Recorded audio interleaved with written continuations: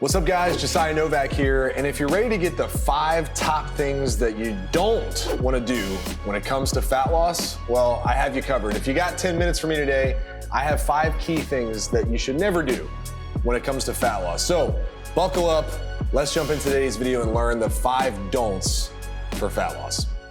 Okay, don't number 1, don't have zero mental preparation.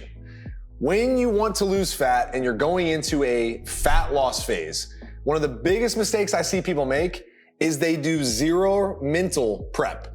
They think about, what diet am I gonna follow? What workout plan am I gonna follow? What supplements am I gonna buy? What protein bars am I gonna buy? But they don't think about what it's gonna take mentally to get to their goals. My encouragement to you is to take an hour or even less. Take 10 minutes. Use the 10-minute rule. You can do anything for 10 minutes and start to prepare mentally for what's ahead.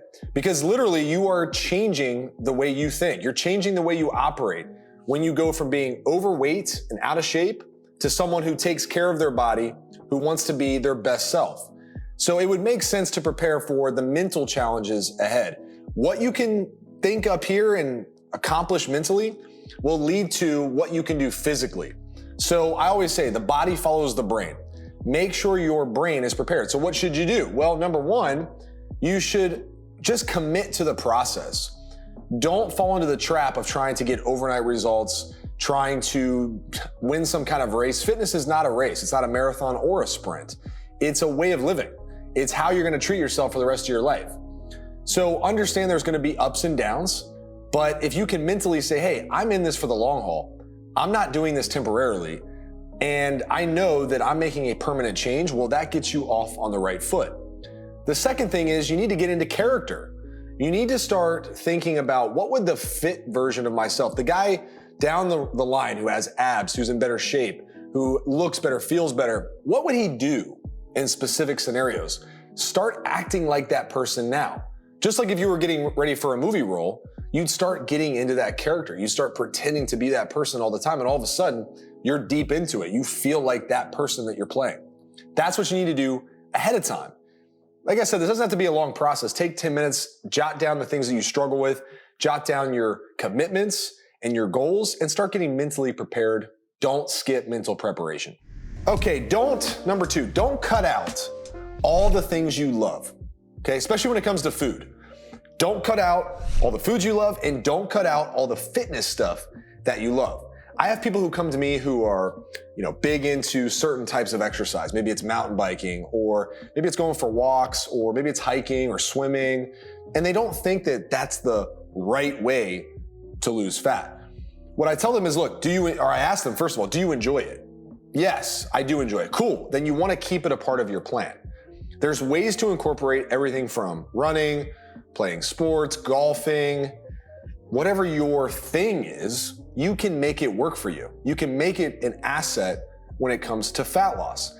Don't be that person that has to recreate their entire existence to lose fat. You can still do the things you love, and by the way, eat the foods you love, which leads me to the second part of this point. Don't cut out all the foods that you enjoy eating.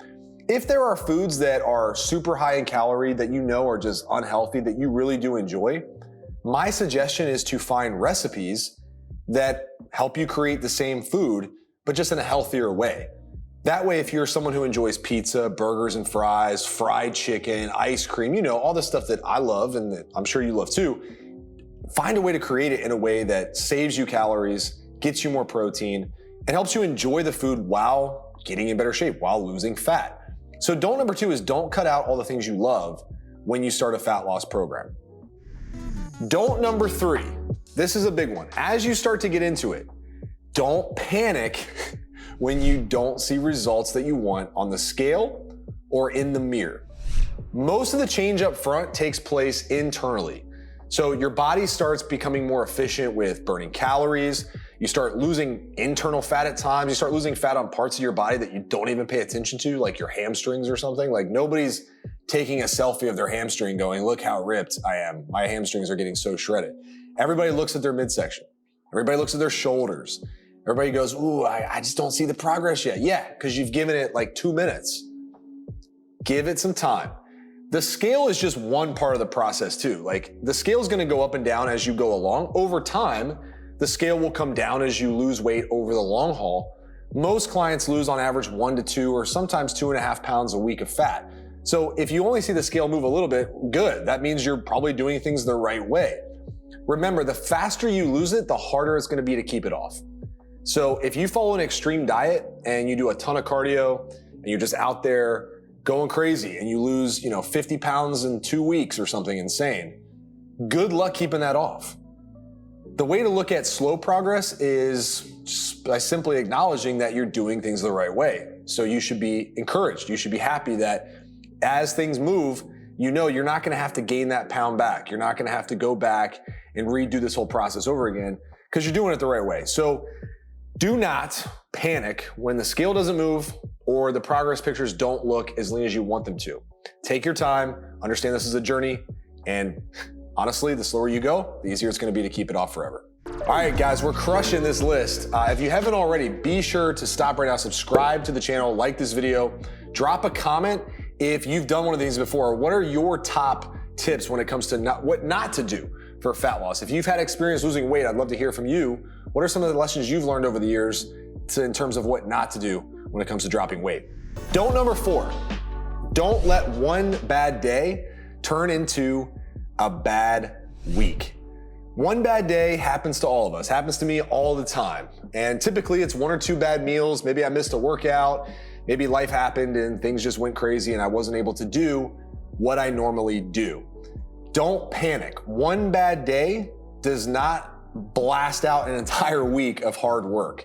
What it can do is lead to more bad days if you're not careful, right? More bad days are really where the problems come in.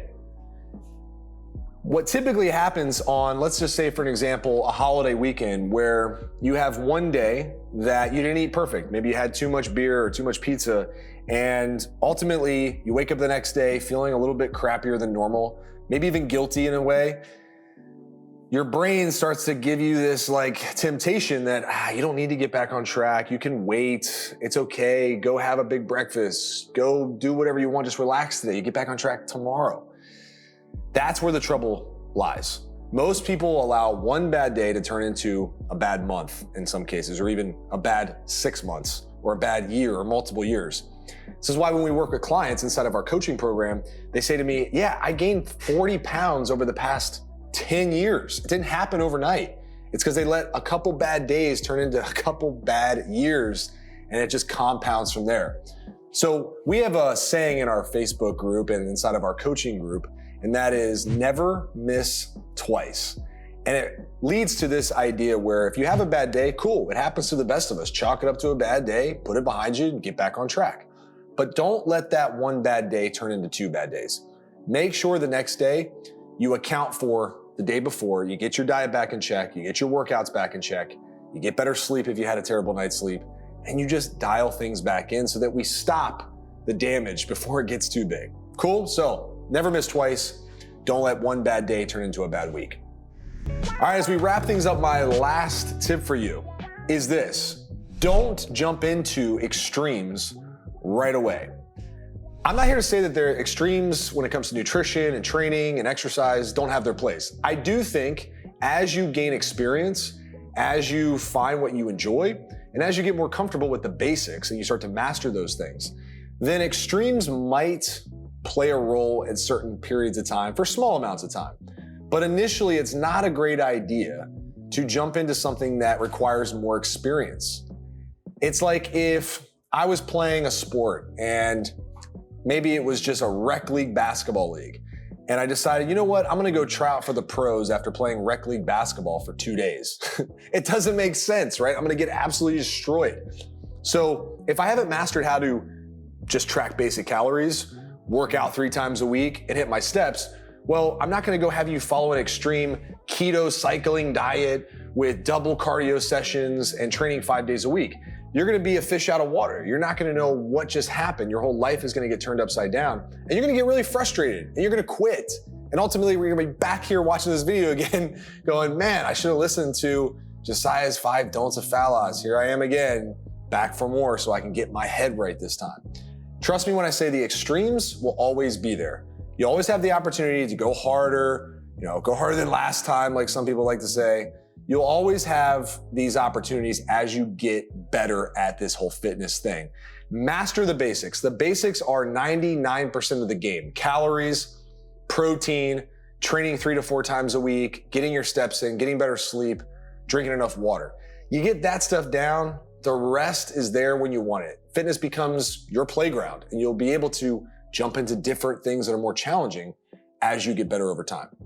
All right, guys, as I said earlier, make sure to subscribe to the channel. Leave me a comment below and let me know, what is your top don't when it comes to fat loss? I'd love to hear from you, love to interact with you. If you're interested in getting more help when it comes to doing this whole fitness thing, if you're a guy over the age of 30 who wants to lose at least 20 to 30 pounds, who has a successful career, maybe even a successful family life, and you're just fed up because fitness is the one missing piece in your life, and you don't want to be that guy that lets his health go to chance. You want to show up for your family at your best. And you understand, like we say here, life moves fast and you want to make it count. Well, our fitness coaching program is for you. We call it the Lean Body Formula.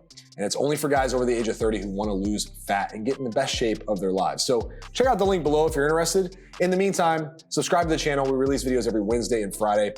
And until next time, I'm Josiah Novak from thetruetransformation.com. Remember, life moves fast. Go make it count. Talk to you on the next one. Peace.